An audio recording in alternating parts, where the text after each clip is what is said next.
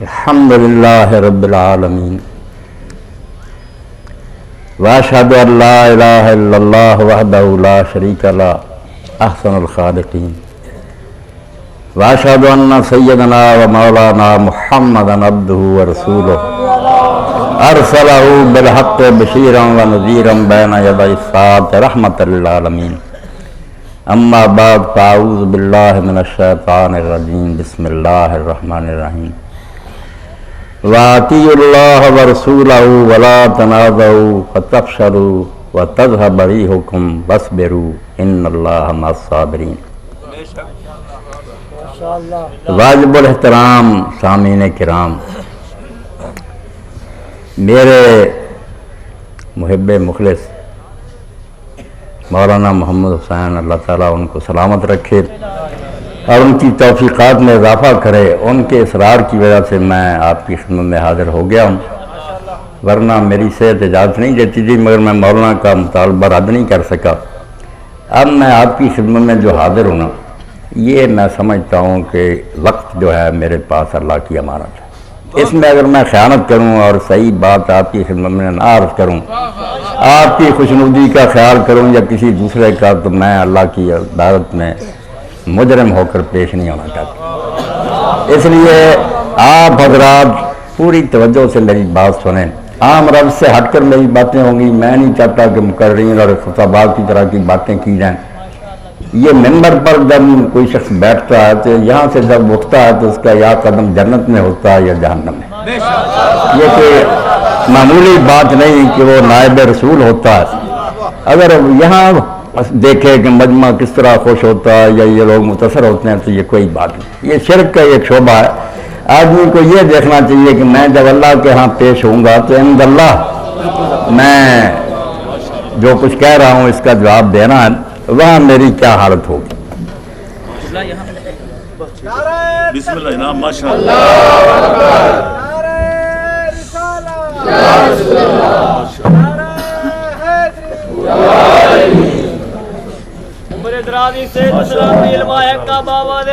مولانا میرے حبی فی اللہ، میں اللہ کے لیے ان سے محبت ہے۔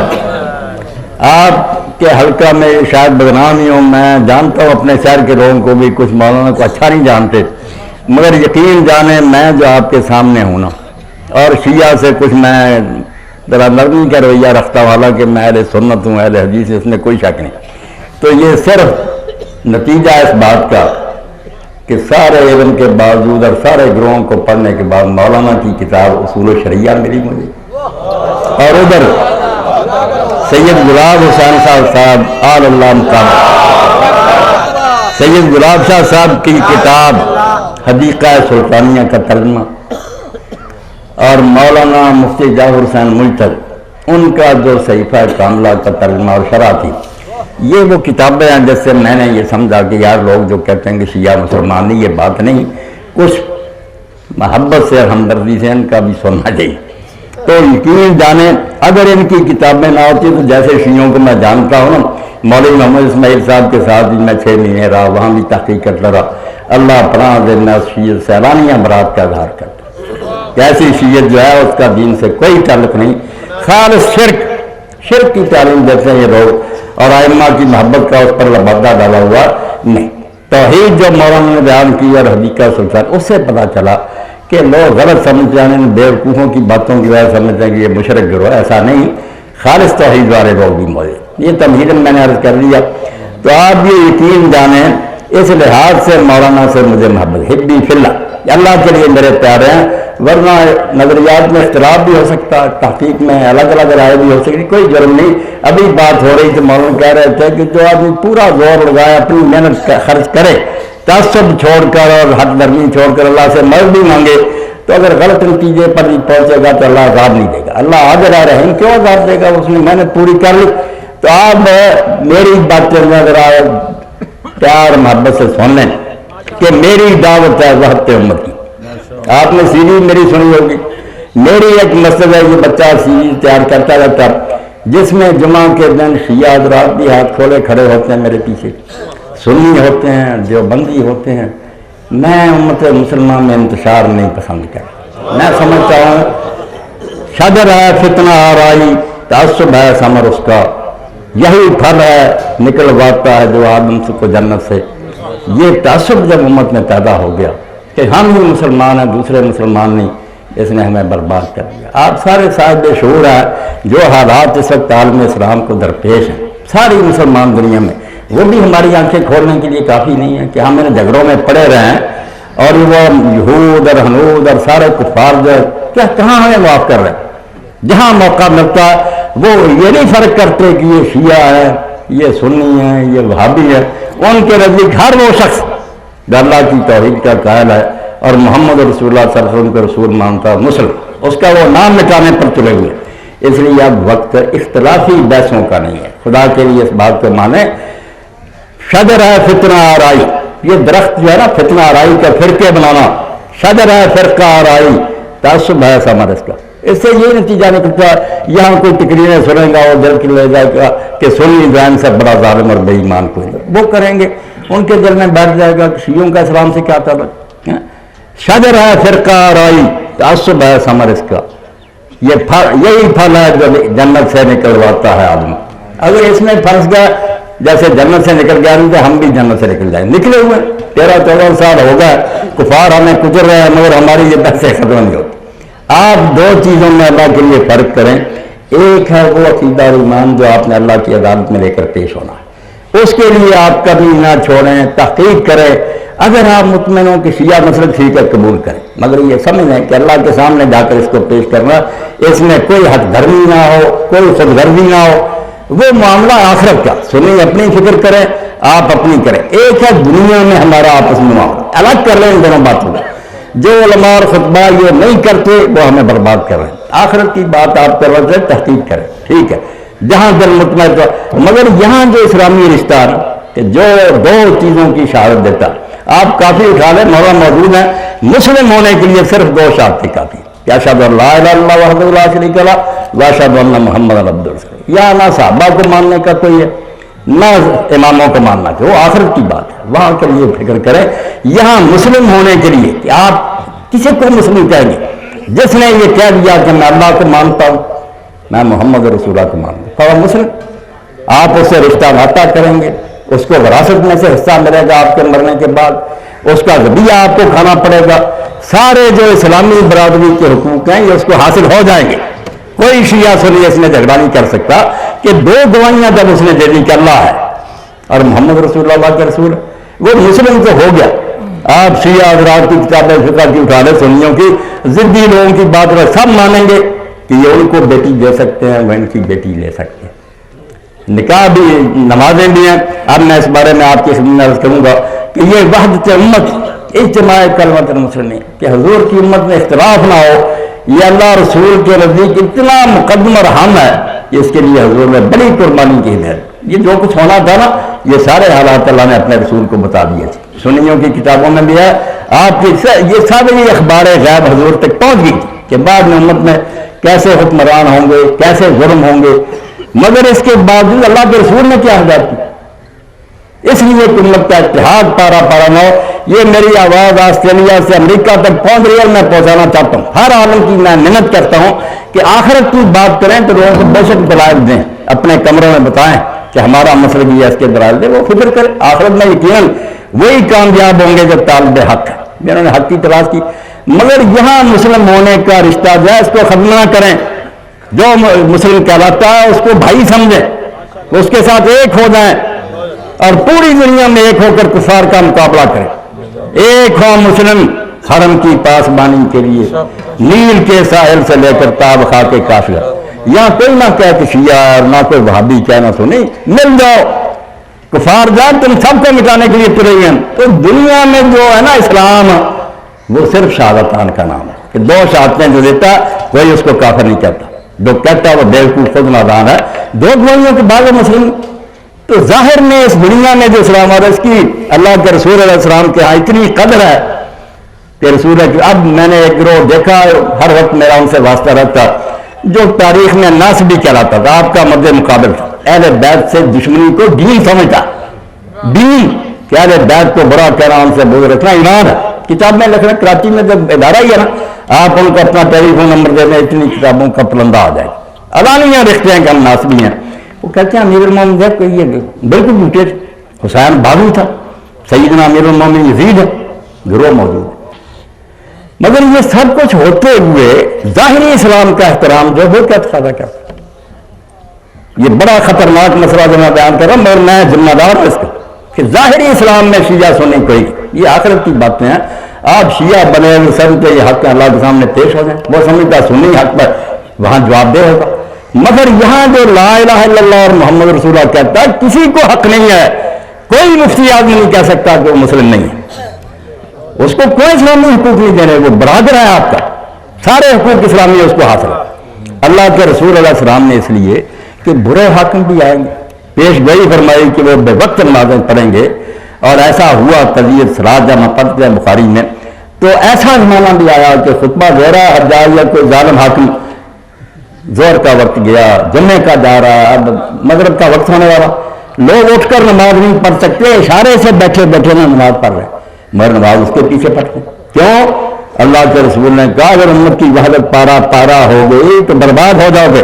وہ ظالم بھگتے گا خدا کے ہاں، اگر وہ بے وقتی نماز پڑھائے نا، لوگوں نے کہا حضور ہم کیا کریں؟ فرمایا گھروں میں صحیح وقت پر پڑھ لینا، مگر ان کے ساتھ پھر جا کر نماز پڑھ لینا، ایک فرض ہو جائے گی، ایک یہ اللہ کے رسول کے، اور یہ شیعہ سنی میں سب نے، مولانا کی کتاب ہے آپ دیکھ لیں تو فقہ جعفریہ پر لکھی ہے، 37 حدیثیں سحار احسان کہ شیعہ کو بلا تقیہ سنی کے پیچھے نماز پڑھنی چاہیے، اور یہ صرف جائز نہیں، فضیلت ہے، ثواب ہے اس میں، الگ نہیں پڑھ سکتا، الگ اگر پڑھا ظلم کرتا، اور سنی کو نہیں چاہیے کیونکہ میں نے یہ شیعہ جماعت قرار نہیں پڑھنا۔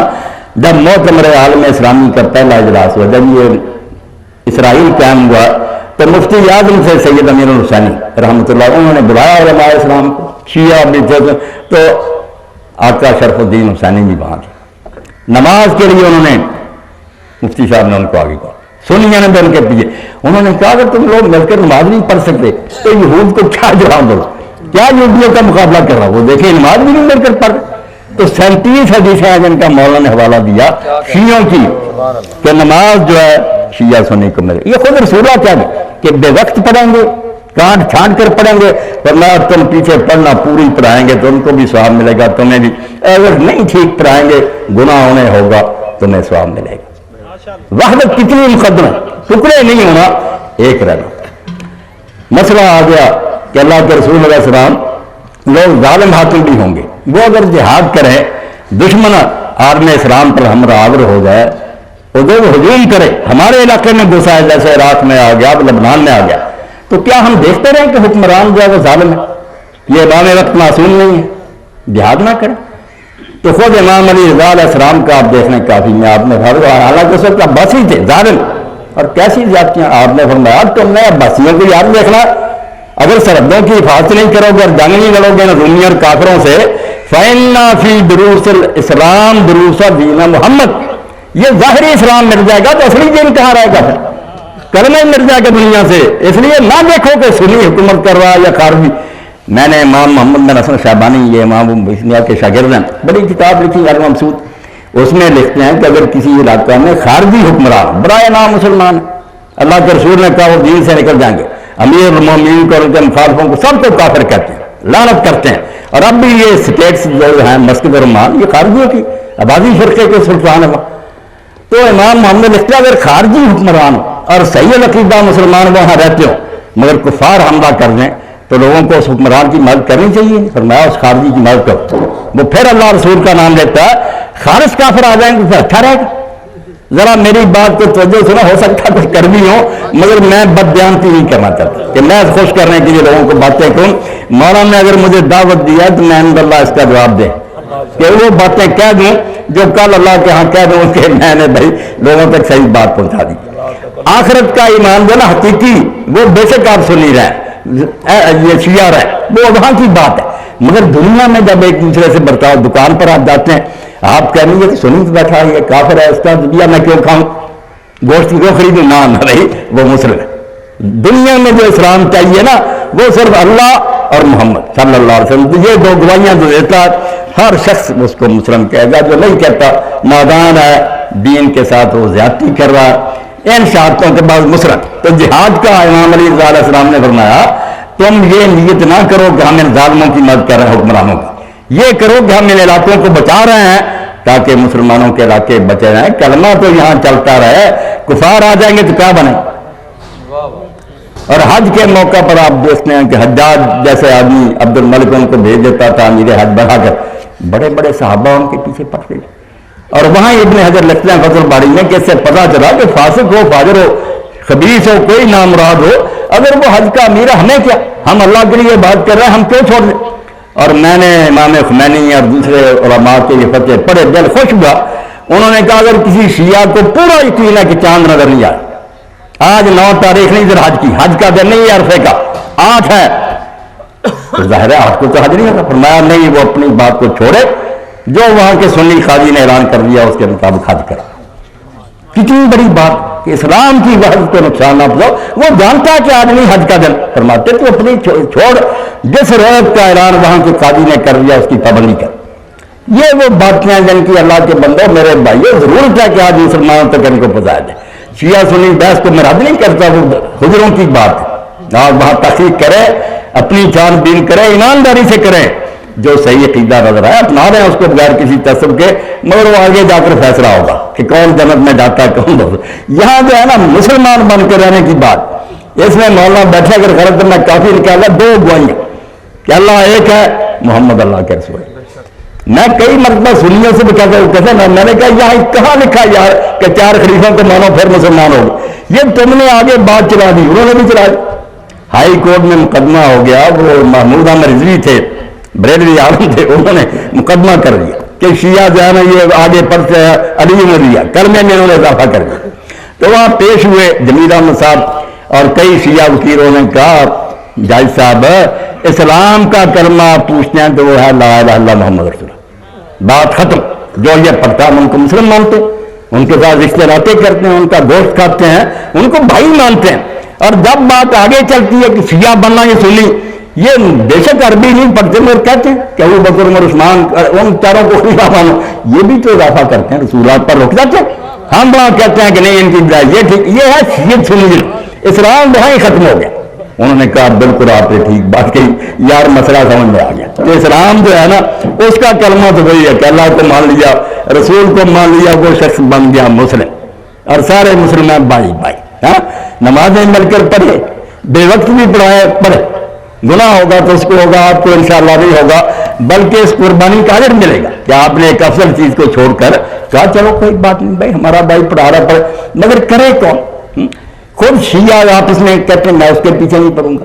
ہمارے حدیثوں میں دوسرے گروہ بنے ہوئے آپس میں بھی میں اس کے، یعنی دین کے ساتھ سب نے مذاق بنا رکھا.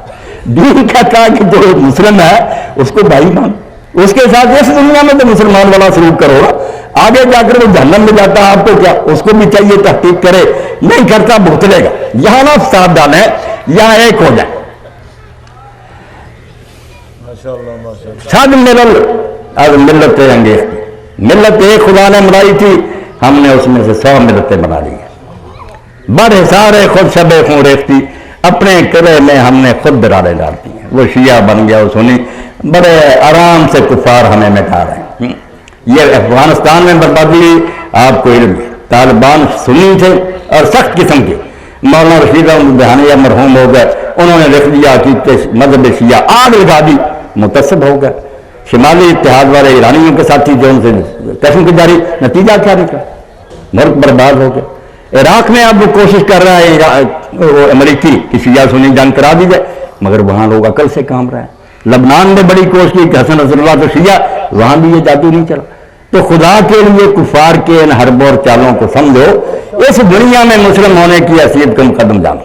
آخرت کی فکر ہر شخص اپنی کرے، وہ ریسرچ کرتا رہے. مگر یہاں جو شخص کہتا ہے نا کہ میں اللہ کو مانتا رسول کو، اس کے بارے میں ذرا دل میں آپ نہ رکھے کہ یہ مسلم نہیں ہے. کیوں مسلم نہیں ہے؟ اور آپ کیا مطالبہ کرتے ہیں اسے؟ مسلم مانے اسے. اور میں مولانا کی موجود میں کہہ رہا ہوں، جب کافی میں نے پڑھا، وہ ناسبی جو دشمنی کرنا ہے بیت سے دین سمجھیں، ان کے بارے میں امام علیہ السلام سے پوچھا اب آپ کے عقیدہ میں تو کافر ہے، امامت ماننا تو گزارا، وہ تو ویسے ان کی بیعت کرتا ہے، ان سے عداوت رکھتا ہے، اس کو دین سمجھتا. مگر جب پوچھا گیا کہ باپ مر گیا اور ناسبی تھا کیا میں اس کی طرف سے حج بدل کر سکتا ہوں؟ اب امام نے کیوں نہ کہا کہ وہ ہمیں نہیں مانتا تھا کافر تھا، اس کی طرف سے حج کیوں کرنا، کیوں کہا؟ اور یہ سارے شیعہ فقہا نے کہا کہ بالکل ٹھیک ہے، باپ کی حد تک یہ بات ٹھیک ہے کہ وہ ناصری جی مرے تو اس کی طرف سے حج بدل کرو۔ کیا فائدہ اس کی طرف سے حج بدل کر؟ خدا کے لیے اس کو سمجھنے کی کوشش کریں۔ کفر بھی آئی ایک قسم کا نہیں ہے، جو کہتے ہیں نا کافر، ٹھیک ہے اگر کوئی کرتا ہے فلاں کافر، یہ بات غلط بھی نہیں، علماء فتوے دیتے ہیں، مگر کفر دونا کفر، کفر میں بھی مدارج ہے، بیمار ہے کہ صرف نزلہ بیمار سے وہ بھی، ایک کینسر وہ بھی مر، کتنا فرق ہے ان دونوں۔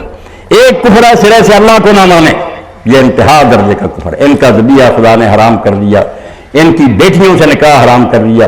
ایک کفر ہے رسول کا کہ رسول کو نہیں مانا، اس کا درجہ اس سے کم ہو گیا۔ قرآن میں آ گیا کہ اہل کتاب کی لڑکیوں سے وہ اپنے دین پر بھی رہیں، شیعہ حضرات کہتے ہیں نکاح متع، دوسرے کہتے ہیں دوسرا نہیں، مگر ان کا نکاح جائز کر دیا، مشرکوں کا نہیں کیا، اہل کتاب کا کر دیا، بطور متع ہو یا دائمی ہو اجازت دے دی کہ یہ اس سے ہلکا کفر ہے۔ اور یہ امامت کا کفر یا صحابہ کا کفر کو کوئی نہیں مانتا۔ اگر یہ اس درجے کا ہوتا تو امام علیہ السلام یہ نہ کہتے کہ ناسبی باپ کی طرف سے تم حج بدل کر لو، تو میں کتنا بے ایمان تھا، ٹھیک ہے وہ عذاب نہیں کرنی چاہیے، مگر اسلام سے تو یار خارج نہیں ہوا، مسلمان ہے، حج بدل اس کی طرف سے کرو۔ اب باب الحج نکال لینا اور پڑھا دینا کہ کہا نہیں امام نے کہ ناسبی باپ کی طرف سے حج کرو، دشمن اہل بیت ہے۔ صرف یہ نہیں کہ امام سے نہیں مانتا، علانیہ کہتا کہ میں ان کو برا کہتا ہوں، ان سے عداوت رکھوں، ان کی طرف سے حج بدل کا کیا مطلب؟ کیا میری بات کا کہ ایک اسلام ہے جو اللہ کی عدالت میں ڈنتا جائے گا، یہ شخص کی تحقیق کیا تھی وہ ہر شخص والا تحقیق کرنی چاہیے۔ ایک اسلام ہے قانونی اور ظاہری کہ دنیا میں ہم کس کو مسلم مانیں، اس کے لیے اس کے سوا کوئی چیز نہیں ہے کہ وہ اللہ کو مانے اور رسول کو مانے۔ جو یہ کہے گا وہ شیعہ ہو، وہ سنی ہو، وہ بھابی ہو، قانون اسلامی کے مطابق وہ مسلم ہوگا، کوئی شخص اس کو اسلام سے نہیں نکال سکتا، جو نکالتا وہ خود ظلم کرتا، دین سے جاہل اور بے خبر ہے۔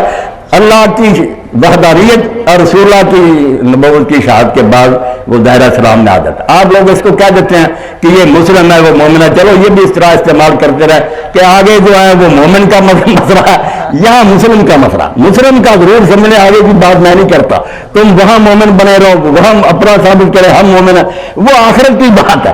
یہاں کیا چاہیے مسلم کہ مسلم ہے یہ نہیں، اللہ رسول کو مانتا نہیں، مسئلہ کو سمجھ رہا ہے یہ نہیں، آپ اس کو سمجھنے کی کوشش کریں، وہ الگ بات ہے۔ یہاں صرف مسلم ہے، سینے سے لگائے، محبت کریں، نماز ہو رہی ہے شامل ہو، حج کرا رہا ان کا امام وہاں ساتھ پڑھیں۔ یہ فتویٰ جو میں نے شیعہ علماء کا بتایا سب جا لکھا ہوا کہ اگر آپ سمجھتے بھی ہیں کہ چاند کی رویت جو ہے یہ غلط کہہ رہے ہیں، چاند نہیں نظر آیا، آج ہے آج ہے، عرفہ کا دن نہیں، مگر کہتے ہیں چھوڑو اپنی بات کو، جب سارے مسلمان اس قاضی کے کہنے کے مطابق کر رہے ہیں تو ہم نے کیوں نہیں حج کرو، ساتھ کرو۔ اور میں گیا حج پر بڑی خوشی، پہلے بھی کیا کئی مرتبہ، مگر میں دیکھتا تھا شیعہ دوست نکل جاتے نماز کے ساتھ شامل، اس مرتبہ کے سب صفوں میں کھڑے، ہاتھ چھوڑے ہوئے ساتھ ہی پڑھ رہے، دل خوش ہوا کہ کم از کم امام نے خمینی رحمۃ اللہ نے یہ تو اچھا کام کیا، انہیں سمجھا دیا کہ یار ہاتھ لٹکا کر پڑھ لو مگر ساتھ ہی پڑھو، کیوں نکل جاتے ہو، خواہ مخواہ دنیا کو دکھاتے ہو کہ اللہ کے گھر میں بھی ایک نہیں ہے۔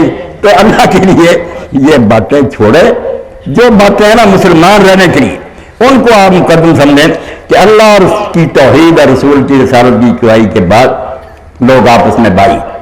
اب ذرا آپ دیکھیں، میں نے وہاں بھی رجوع میں خطاب میں یہ کہا کہ خاندان رسالت کے احسان کا مسلمان کوئی افزانہ نہیں دے سکتے، بڑی قربانی کی کہ سمجھتے تھے کہ ہماری حق تلفی ہوئی، مگر امیر المومنین کے ساتھیوں نے کوئی بغاوت نہیں کی، کوئی شرارت نہیں چھیڑی، مشورہ مانگا وقت کے حکمرانوں اور خلیفوں نے، جانبداری سے مشورہ نہیں کیا، وہ سارے نظر بڑھایا موجود کہ اس میں اسلام کی بہتری ہے، کوئی بخل نہیں کیا، تحفظ نہیں رکھا کہ میرے ساتھ یہ لوگ ایسا کرتے ہیں میں کیوں ان کو مشورے دیے، بالکل خیر خواہی کی ہے، نمازیں ان کے ساتھ پڑھی ہیں، کتابیں پڑھی، بہار النوار آپ پڑھے، نماز سے امیر المومنین انکار نہیں کیا، بالکل ساتھ پڑھتے تھے، جیسے مولانا کہتے ہیں کہ پڑھا کرو سنیوں کے ساتھ، اسلام کے اتحاد کی خاطر چھوڑا نہیں، ہر جگہ ساتھ دیا۔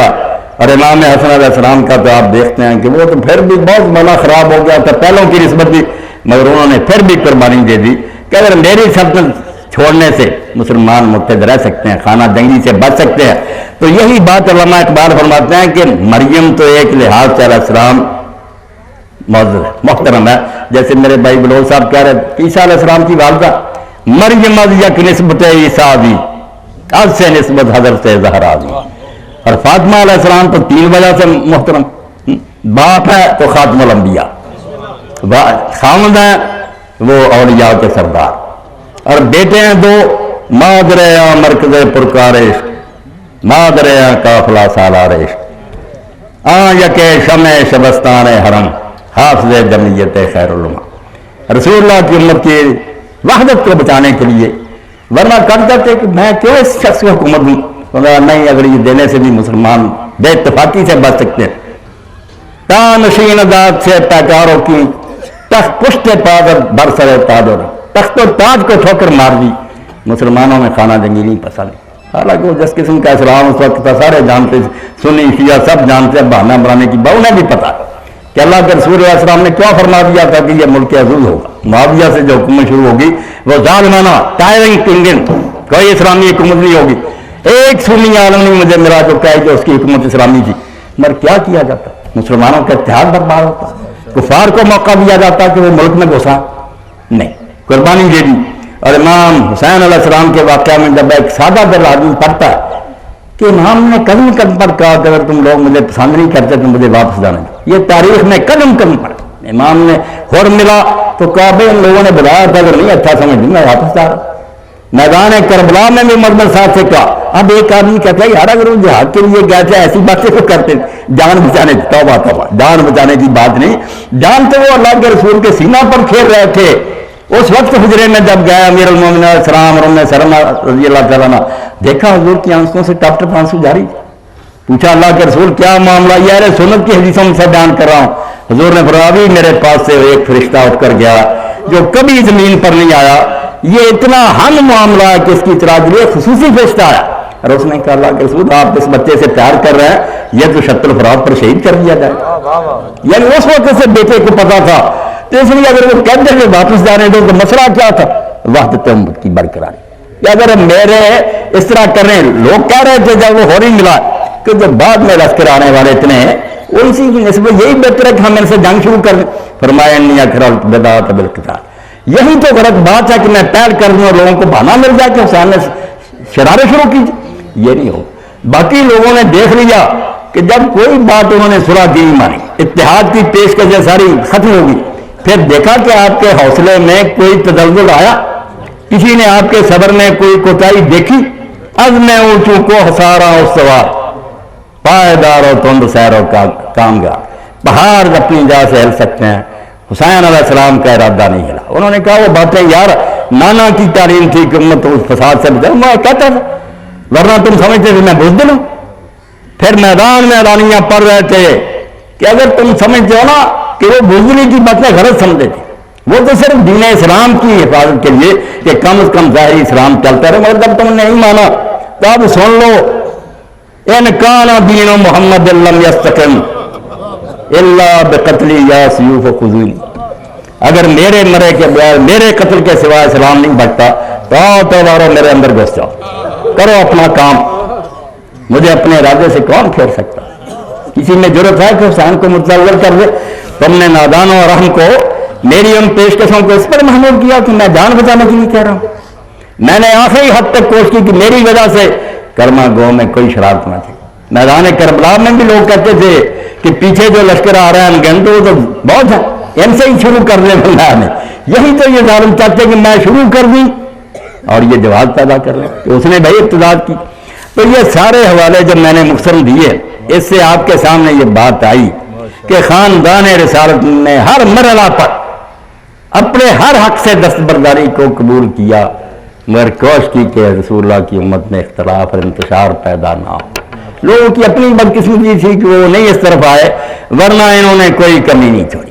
اب جو ان کے شیعہ اور شیعہ مولانا بیٹھے ہیں، آپ کو جانتے مشایعت بھی ایک رفع جنازے کے ساتھ لوگ چلتے ہیں. کوئی آدمی رخصت ہونا چاہتا ہے وضع کرنے کے لیے ساتھ ساتھ چلنا، مشایعت شیعہ اس سے نکلا. اب شیعہ کون ہے؟ جو اہل بیت کے ساتھ اقوال و افعال میں چلے، وہی کام کرے، وہی باتیں کرے جو اہل بیت نے کی. اگر کوئی شیعہ کہلاتا ہے نہ اس کی گفتگو اہل بیت سے ملتی ہے نہ اس کا عمل ملتا ہے، بالکل جھوٹا. میں نے امام محمد باقر علیہ السلام کا پڑھا، شاگرد نے کہا کہ امام ہم تیرے موالی ہیں، تو سے محبت رکھتے ہیں، ہمارے علاقے میں شیعہ ہیں، وہ کہتے ہیں ہم اہل بیت کے محب ہیں، یلیمون بالمعاصی، مگر گناہ کرتے جاتے ہیں، نہ نماز پڑھتے ہیں، جھوٹ بولتے ہیں، بے انصافیاں کے۔ امام نے فرمایا انہم کذابون، بالکل جھوٹے ہیں، لا تظلمنا بمغارن، وہ ہمارے شیعہ نہیں ہیں، جھوٹ بولتے۔ ہمارے شیعہ ہوتے، ہمارے شیعوں کا یہ کردار، شیعہ تو مانیں گے دیتا کہ ساتھ ساتھ چل رہا، اگر وہ ہمارے ساتھ ساتھ چل رہا قول و فعل میں وہ شیعہ، ورنہ کوئی نہیں۔ مفتی جعفر حسین منتر لکھتے ہیں شرح نہج البلاغہ میں کہ امیر المومنین علیہ السلام اپنے زمانہ حکومت میں تشریف فرما تھے تو کمبر نے آ کر اطلاع دی کہ آپ کے کچھ شیعہ ملنے کے لیے آئے۔ آپ نے نظر دوڑائی تو دیکھ کر فرمایا جاؤ نے کہہ دو تم علی کے شیعہ نہیں ہو، نہ ان کے ماتھوں پر سجدوں کا کوئی نشان نظر آتا ہے، نہ روزوں کی وجہ سے ان کے پیٹ جو ہے وہ چپکے ہوئے ہیں، یہ کون سے میرے شیعہ؟ ایسے شیعہ ہوتے؟ تو اللہ کے لیے آپ یہ بحث اور جھگڑے نہ کریں، شیعہ بنے، صحیح مانو، جو ائمہ اہل بیت نے کیا نا وہ کریں، جو ان کا طریقہ۔ اب کیا مولانا نے اسراء اور رسول لکھ دی بیچاروں نے، ادھر ادھر سے بارش ہو رہی کہ یہ تو وہابیت ہے، نہ وہ غریب کہتا بھائی جو اہل بیت نے کیا وہ کرو، جو انہوں نے نہیں کیا نہ کرو، اس پر طوفان برپا کے نہیں، یہ گمراہ کر رہا، غلط کر رہا۔ اللہ خوش رکھے، میں اپنی بات ختم کرتا ہوں، اب آ گیا تاج نقوی صاحب نہیں، بالکل ٹھیک ہے، میں ان کہتا ہوں میری بات کون۔ السلام علیکم ورحمۃ اللہ وبرکاتہ۔ جاننا چاہتے شیعہ کیسے؟ نہیں بس میں نے بات جو ہے نا اپنے بھائیوں تک پہنچا دی۔ یا معاشر المسلمین، یا اخوۃ الاسلام، میرے محترم آ گئے خواجہ نقوی صاحب، میں نے ان کے والد گرامی کا بھی حوالہ آپ کو دیا کہ وہ حدیقہ سلطانیہ کا ترجمہ اور مولانا کی اصول شرعیہ اگر میں نہ پڑھتا، اللہ گواہ میں آپ کی محفل میں کبھی نہ آتا۔ دو شیعہ میں نے دیکھے تھے، ان کی کتابیں پڑھی تھی، میں جانتا ہوں اسلام کے ساتھ ان کا اللہ کی قسم کوئی تعلق نہیں، نہ وہ خدا کی توحید ہے ان کے پاس، نہ کوئی بات اپنا جعلی دین بنایا ہوا۔ یہ کتابیں تھیں جن سے مجھے کچھ تسلی ہوئی کہ یار یہ اسلام سے باہر نہیں نکلا ہوا گروہ، اسلام کا گروہ توحید کو مانتے ہیں، اور توحید ہے باری تعالیٰ بھی ایسی پاک اور صاف کہ جس میں کسی شرک کی ملاوٹ نہیں، کوئی تشبیہ نہیں، کوئی تمثیل نہیں، خالص تنزیہ کی۔ ان دو کتابوں کی وجہ سے میرے دل میں کچھ رغبت پیدا ہو، میں پڑھا۔ ٹھیک ہے میں اب بھی کوئی شیعہ نہیں ہوں، نام کسی گروہ سے چلے، میں صاف کہتا ہوں، وہاں بھی میرے تقریریں ہوتی ہیں، آپ نے پہلے بھی سنی ہے، میں کہتا ہوں میں ٹھیک ہے یہ مسجد اہل حدیث کی ہے، مگر میں اہل حدیث نہیں کہہ رہا تھا، وہاں بھی منبر پر کہتا ہوں کہ اگر تم سمجھو نا کہ میں صرف آپ لوگوں کی جو باتیں وہ دہراؤں، یہ نہیں ہوگا۔ میں اپنے علم کی بنا پر جو باتیں صحیح سمجھتا ہوں، جن کا میں نے اللہ کے ہاں جواب دینا، وہ کہوں گا۔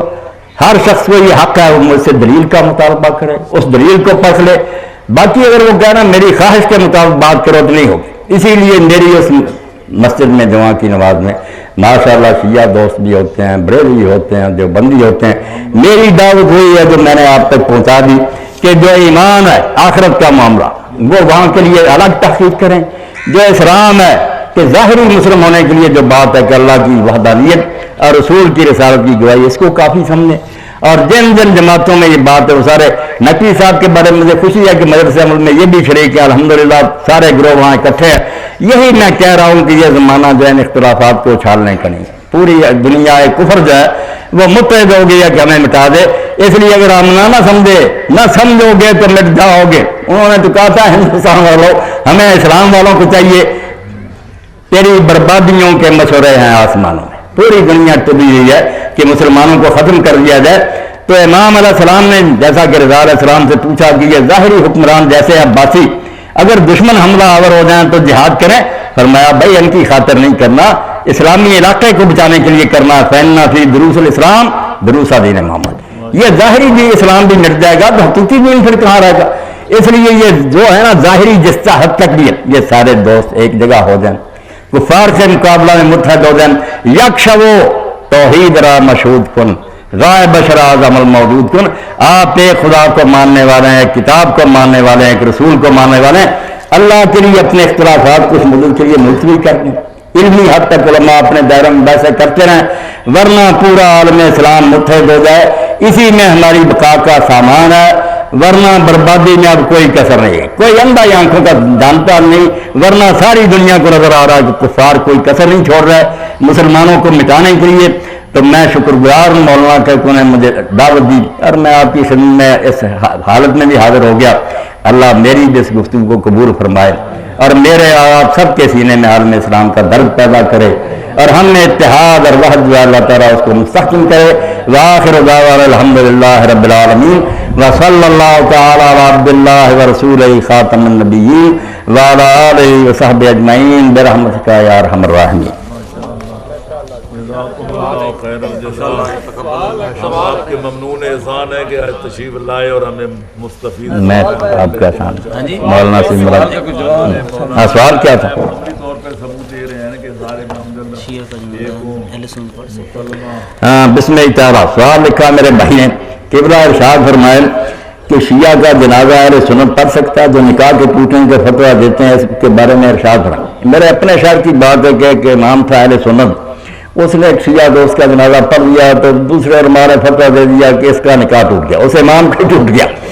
یہ دوبارہ تجدید ایمان کرے اور اپنا نکاح. میرے پاس آئے, میں نے کہا یار کیوں اس غریب کا نکاح ٹوٹنا اور شیعہ کا. میں نے اس وقت پھر حوالہ دیا کہ آؤ میں حدیث سے تمہیں ایک شیعہ کا حوالہ دوں جو اتنا بدنام ہے کہ سنی علماء کذاب کے علاوہ اس کا ذکر نہیں کرتے. ہار صابر کا ذکر جب کرتے ہیں کہتے کذاب تھا, رجت کا قائل تھا, انتہا درجے کے سخت کلمات کہتے. مگر اس کے مرنے کا وقت آیا تو اس نے کہا کہ میرا جنازہ گورنر کوفہ صحابی عبداللہ بن یزید ختم پڑھایا. انہوں نے جنازہ پڑھایا صحابی رسول نے, انہوں نے اس کو لحد میں اتارا, پاؤں کی طرف سے سال کر کے داخل کیا اور کہا یہی سنت. میں نے کہا حدیثیں ابھی نکال کر دیکھو, اتنا اعلانیہ بدنام شیعہ اس کا صحابی جنازہ پڑھا رہا ہے, اس کا نکاح نہیں ٹوٹا. کیوں کہتے ہو ایسا؟ بھائی مسلم ہے بھائی ہے, پڑھا کرو. نکاح کیا ٹوٹنے جب پتا چلے ہمارے بھائی پڑھو. یہی تو میں آپ کے سامنے چلاتا رہا ہوں. اگر کوئی نہیں سمجھ سکا تو پھر اللہ تعالیٰ ہدایت دے. جنازے بھی پڑھو, نمازیں بھی پڑھو. آخرت کا معاملہ اللہ پر چھوڑو, جو نہیں صحیح تحقیق کرے گا خود ہی بھگتے گا. جس نے تلاش حق میں کمی نہیں چھوڑی, اس کے بعد جو کچھ بھی نتیجہ اس کے سامنے آئے انشاءاللہ اللہ رحیم اور عادل ہے, ظلم نہیں کرے گا. اگر اس نے تعصب چھوڑ کر ایمانداری سے تلاش کی ہے تو اول تو اللہ تعالیٰ ہدایت ہی دے دے گا. اگر کوئی ایسا یہ بدنصیب کہ نہیں کوئی موقع ملا تو انشاءاللہ اس پر اپنی رحمت سے فضل فرمائے گا, سزا نہیں ہوگی. تو جنازے پڑھا کریں. نکاح کیوں ٹوٹنا ہے؟ نکاح بھی آپس میں کریں. آپ بچیاں ان کو دیں, وہ آپ کو بچیاں دیں, تو تابے بڑے ہوئے کوئی اس میں ممانعت نہیں. شرارتی لوگوں کی باتیں, کوئی عمل بھی قابل قبول نہیں جس کے درمیانی کی مدد نہیں. بالکل میں بھی یہ کہتا ہوں, اللہ کے رسول علیہ السلام کا یہ فرمان صحیح مسلم ہے کہ امیر المومنین نے فرمایا اس اللہ کی قسم ہے جس نے دانوں کو اگایا اور جس نے جانوں کو پیدا کیا. اللہ کے رسول نے مجھے یہ فرما دیا تھا کہ تجھ سے بغض نہ کرے گا سوائے منافق کے, اور تجھ سے محبت نہ کرے گا سوائے مومن کے. یہ بالکل حق ہے. مگر اس دنیا میں بغض کر رہے ہو بے ایمان. نعرہ تکبیر, نعرہ رسالت, علی کا طرز زندگی منافقت کی موت ہے. مگر وہ میرا فتویٰ جو میں نے کافی میں سے پڑھا نا اس کو ذہن میں رکھنا کہ ناصبی جو علانیہ بغض رکھتے پھر امیر المومنین پر لعنت کرتے معاذ اللہ, ان کے بارے میں ہم نے کیا کہا؟ امام علیہ السلام سے جب پوچھا کہ میرا والد فوت ہو گیا تھا ناصبی, میں اس کی طرف سے حج بدل کروں؟ عام سنی کی بات نہیں, ناصبی یہی جس کے بارے میں آپ پوچھتے ہیں وہ وہاں منافق ہے, یہاں مسلم ہے. کلمہ پڑھ رہا ہم نہیں اس کو کافر کہیں گے. اگر کفر ہے تو وہی کفرن دون کفر, کوئی کفر بہت سخت درجے کا ہے, کوئی اس سے ہلکا. یہ سارے اہل اسلام آپس میں بھائی بھائی بن کر رہے ہیں. تو میں شکر گزار ہوں. ان دونوں سوالوں سے کچھ اور وضاحت ہوگی. اللہ ہمیں ایک ہونے کی توفیق. وآخر دعوانا الحمدللہ رب العالمین.